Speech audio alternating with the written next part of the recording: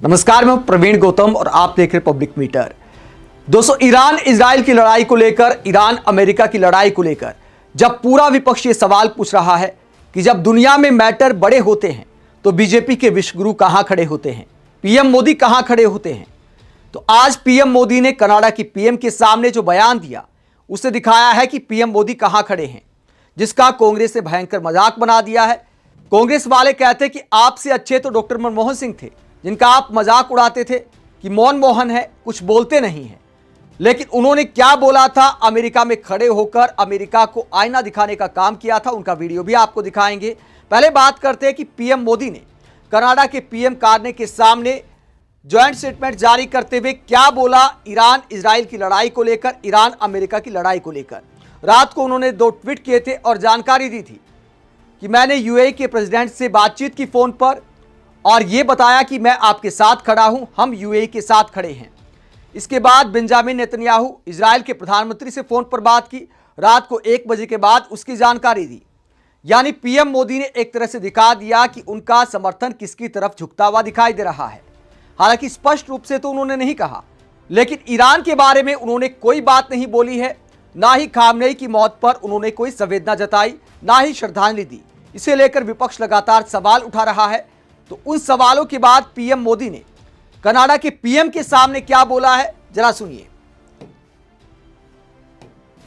हम सहमत हैं कि टेररिज्म, एक्सट्रीमिज्म और रेडिकलाइजेशन दोनों देशों के लिए ही नहीं, पूरी मानवता के लिए साझा और गंभीर चुनौतियां हैं।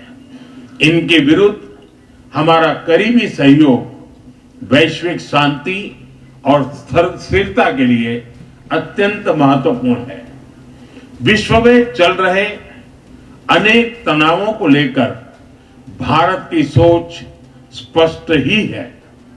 हमने सदैव शांति और स्थिरता बनाए रखने का आह्वान किया है, और जब 2 लोकतंत्र साथ खड़े होते हैं तो शांति की आवाज और भी सशक्त हो जाती है। पश्चिम एशिया की वर्तमान स्थिति हमारे लिए गहरी चिंता का विषय है। भारत डायलॉग और डिप्लोमेसी के माध्यम से सभी विवादों का समाधान का समर्थन करता है। इस क्षेत्र में मौजूद सभी भारतीय नागरिकों की सुरक्षा के लिए हम सभी देशों के साथ मिलकर काम करते रहेंगे। एक्सेलेंसी, आपकी यात्रा से हमारे सहयोग। तो पीएम मोदी ने यहां पर कहा कि जब 2 बड़े लोकतंत्र की आवाज एक साथ उठती है तो उसका असर ज्यादा होता है। लेकिन आवाज उठे तो सही। ट्रंप के सामने क्या पीएम मोदी बोल सकते हैं कि भैया शांति बनाए रखो, दुनिया को इस तरह युद्ध में धकेलने का काम ना करो। अगर आप शांति बनाए रखना चाहते हैं तो दुनिया का सबसे बड़ा लोकतंत्र होने के नाते आपको अमेरिका के गलत को गलत कहना होगा। अमेरिका में ज्यादातर मीडिया, वहां के बुद्धिजीवी ट्रंप का विरोध कर रहे हैं कि अमेरिका पर जबरदस्ती का एक युद्ध थोप दिया है ट्रंप ने, जिसमें अमेरिका के सैनिकों को भी नुकसान होगा, अमेरिका के हित भी प्रभावित होंगे। तो ऐसे में पीएम मोदी आखिरकार कहां खड़े हैं? यह कहना आसान है कि हम शांति का समर्थन करते हैं, हम चाहते हैं कि डायलॉग के साथ मुद्दे का समाधान हो। तो ये बात बोलनी भी पड़ती है, ये बात सभी पक्षों को बोलनी पड़ती है कि आपने गलत किया है। जब युद्ध शुरू हुआ तो क्या पीएम मोदी ने अमेरिका और इजराइल के हमले की निंदा की? कई देशों के बयान आए हैं, पुतिन का बयान आया है, चीन का बयान आया है। चीन तो चलो हमारा दुश्मन देश माना जाता है, लेकिन पुतिन तो पीएम मोदी के दोस्त हैं। कम से कम पुतिन के सुर में सुर मिलाते हुए इतना बोल देते कि अंतर्राष्ट्रीय कानून का उल्लंघन नहीं करना चाहिए और हर देश की संप्रभुता का सम्मान होना चाहिए। इतना ही तो बोलना था। खामनेई की मौत हुई, उस पर पीएम मोदी श्रद्धांजलि दे देते, ये कहते कि मैं सभी पक्षों से अपील करता हूं कि शांति बनाए रखें। इतना ही तो बोलना था। लेकिन यहां पर कनाडा के पीएम के सामने जब पीएम मोदी ने ऐसा बोला तो जो बोलना चाहिए, जो गलत को गलत बोलना होता है, वो कैसे बोला जाता है कांग्रेस दिखाती है। अतुल लोंदे पाटिल, कांग्रेस के प्रवक्ता, ने बयान शेयर किया। डॉक्टर मनमोहन सिंह जब अमेरिका गए थे, जब इराक पर अटैक किया था अमेरिका ने, तो वहां की मीडिया ने एक सवाल किया था, क्योंकि उस जमाने में प्रेस कॉन्फ्रेंस हुआ करती थी। तो डॉक्टर मनमोहन सिंह, जिनका बीजेपी नेताओं ने खूब मजाक उड़ाया है, मौन मोहन कहा करते थे कि कुछ बोलते नहीं हैं, लेकिन जब दुनिया में बड़े मैटर होते थे तो बेझिझक भारत के प्रधानमंत्री के तौर पर अपने देश का सम्मान रखते हुए बुलंद आवाज में गलत को गलत कहने की हिम्मत रखते थे डॉक्टर मनमोहन सिंह। अमेरिका की धरती पर क्या बोला था, क्या सवाल किया गया था, जरा सुनिए। As far as the invasion of Iraq is concerned, it was our sincere view that it was a mistake.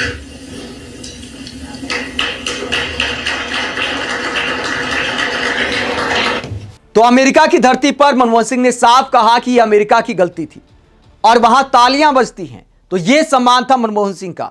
इतना बेखौफ होकर बोलते थे, ये नहीं सोचते थे कि अमेरिका के राष्ट्रपति नाराज हो जाएंगे। लेकिन पीएम मोदी को शायद इस बात की भी चिंता होगी कि मोदी मोदी के नारे ना लगे, ट्रंप नाराज हो सकते हैं, इजराइल नाराज हो सकता है। तो क्या पीएम मोदी इसलिए चुप है? कांग्रेस इस मुद्दे पर क्या आरोप लगा रही है? पवन खेड़ा ने इस पूरे मुद्दे पर ट्वीट करते हुए क्या कहा? इतिहास याद रखेगा ये बात कहते हुए पवन खेड़ा क्या कहते हैं पीएम मोदी को, जरा सुनिए। इतिहास कभी नहीं भूलेगा, मोदी नेसेट में खड़े थे, यानी इजराइल की संसद में जो उन्होंने भाषण दिया था। तो पवन खेड़ा कहते कि मोदी नेसेट में खड़े थे। नेसेट इजराइल की संसद का नाम है। तो पवन खेड़ा कहते हैं मोदी नेसेट में खड़े थे, हंसते हुए एक अस्तित्वहीन नकली पुरस्कार स्वीकार कर रहे थे। यानी जो मेडल पहनाया था इजराइल के प्रधानमंत्री ने, उसे लेकर कहा जा रहा है, इजराइल की मीडिया में भी छपा है कि वो फेक मेडल था। फेक मेडल क्यों कहा जा रहा है? क्योंकि ना तो इससे पहले किसी को दिया गया, आगे किसी को दिया जाएगा या नहीं दिया जाएगा, इसे लेकर पवन खेड़ा तंज कसते हुए कहते हैं, हंसते हुए एक अस्तित्वहीन नकली पुरस्कार स्वीकार कर रहे थे और अपने दोस्त तथा युद्ध अपराधी बेंजामिन नेतन्याहू के प्रति बिना शर्त वफादारी जता रहे थे। जबकि इजराइल उनकी यात्रा का इस्तेमाल ईरान के सर्वोच्च नेता, दुनिया भर के लाखों शिया मुसलमानों के आध्यात्मिक मार्गदर्शक और भारत के मित्र खामनेई की हत्या की योजना बनाने के लिए एक आड़ के रूप में कर रहा था। और अब मोदी में उस हमले की निंदा करने की भी शालीनता नहीं है, जिसने पश्चिम एशिया और पूरी दुनिया को अंधकार में धकेल दिया है। इससे ज्यादा स्पष्ट प्रमाण नहीं हो सकता कि मोदी की अपनी कोई स्वतंत्र इच्छा नहीं है। वो अमेरिका और इजराइल की कठपुतली हैं। प्रधानमंत्री समझौता कर चुके हैं। हमें नहीं पता कि युद्ध कौन जीतेगा, लेकिन मोदी पहले ही हार चुके हैं। तो पवन खेड़ा कहते हैं कि सैद्धांतिक रूप से पीएम मोदी ये युद्ध हार चुके हैं और एक प्रधानमंत्री के तौर पर उन्होंने नैतिकता का, राजधर्म का पालन नहीं किया है। पवन खेड़ा के अलावा सुप्रिया श्नेत क्या कहती है पीएम मोदी को सुनाते हुए? सुप्रिया श्नेत ने कहा कि यह बहुत गंभीर मामला है। भारत की विदेश नीति और खुफिया तंत्र पूरी तरह से बर्बाद हो चुका है। प्रधानमंत्री मोदी की हालिया इजराइल यात्रा यह साबित करती है कि सरकार बेसुध है, पूरी तरह से बेखबर। 25 फरवरी 2026 को हमले से ठीक कुछ दिन पहले पीएम मोदी इजराइल गए। उन्होंने नेसेट को संबोधित किया, बेंजामिन नेतन्याहू के साथ खूब गलबहियां की। उन्हें speaker of the Knesset medal स्वीकार करने के लिए आमंत्रित किया गया था। यह पुरस्कार ना इससे पहले ना उसके बाद किसी को दिया गया। यह ठीक वैसा ही पुरस्कार है जैसा 2019 में उनको मिला फिलिप कोटलर प्रेसिडेंशियल अवार्ड था, जो ना उससे पहले ना उनके बाद किसी को दिया गया। यह विदेश नीति की बहुत बड़ी चूक है। इससे भारत या तो इजराइल के साथ संलग्न दिखता है या पूरी तरह से बेखबर। अब मीडिया रिपोर्ट्स सामने आ रही हैं कि इजराइल ने मोदी को तब आमंत्रित किया था जब वो अमेरिका के साथ मिलकर ईरान पर हमले की योजना बना रहा था।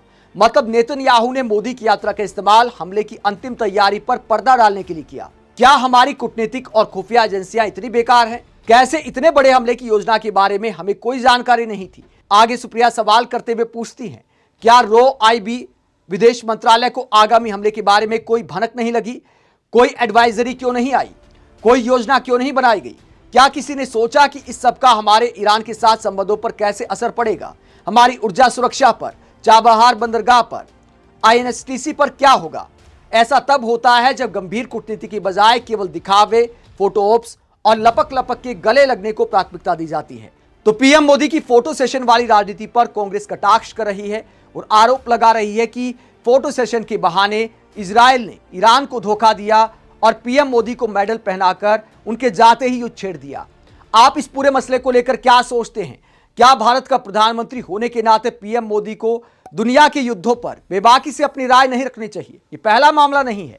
वो अलग बात है कि बीजेपी के विज्ञापनों में प्रचार किया जाता है कि पीएम मोदी ने वो रुकवा दी, पीएम मोदी ये वाला युद्ध रुकवा सकते हैं, वो वाला युद्ध रुकवा सकते हैं, लेकिन रुकवाया कोई नहीं है।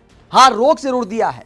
ट्रंप बार बार दावा करते हैं कि मेरे कहने पर मोदी ने और पाकिस्तान के प्रधानमंत्री ने युद्ध रोक दिया। तो इस बात का विपक्ष जरूर आरोप लगाता है, लेकिन जहां तक युद्ध रुकवाने की बात है, या युद्ध में भारत की कोई भूमिका की बात है, भारत की कोई स्टैंड लेने की बात है, तो पीएम मोदी ने कोई स्टैंड किसी युद्ध को लेकर फिलहाल तक तो नहीं लिया है। इसीलिए विपक्ष वाले तंज कसते हैं कि विश्वगुरु का आश्रम तो खोल दिया लेकिन कोई चेला नहीं है। आप इस पूरे मुद्दे को लेकर क्या सोचते हैं, कमेंट बॉक्स में अपनी राय जरूर दें। साथ ही चैनल को सब्सक्राइब भी करें। नमस्कार।